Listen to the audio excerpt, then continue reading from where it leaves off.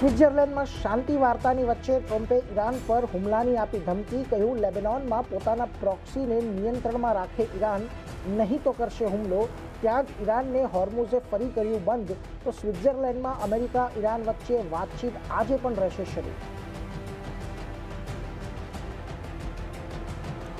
વૈશ્વિક બજારોથી સારા સંકેત. ગિફ્ટ નિફ્ટીમાં આશરે 100 પોઈન્ટ્સની તેજી.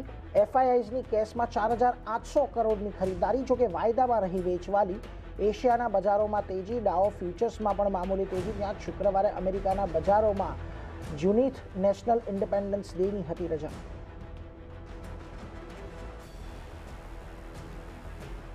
હોર્મુઝ બંધ થવાથી ક્રૂડમાં ફરી ઉછાળો. $81 પાર બ્રેન્ટ. લેબેનોન પર ઇઝરાયેલના હુમલા બાદ ઈરાને હોર્મુઝ બંધ કરવાની કરી જાહેરાત. ત્યાં જ સોના ચાંદીમાં દબાણ. સોનું 3%, તો ચાંદી 7% નીચે.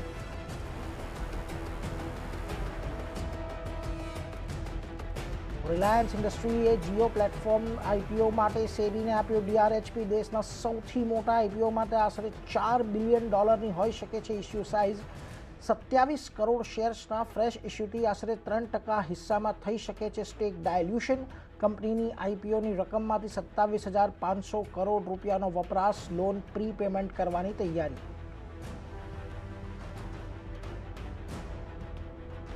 બજારમાં થઈ ઓપન માર્કેટ બાયબેકની ફરી એન્ટ્રી. સેબીએ બોર્ડ બેઠકમાં આપી મંજૂરી. 1 ઓગસ્ટથી કંપનીઓ પોતાના શેરને ખરીદી શકશે. લિક્વિડિટી વધારવા માટે મ્યુચ્યુઅલ ફંડ્સ માટે ઇન્ટ્રાડે બોરોઇંગ નિયમો પણ સરળ કર્યા.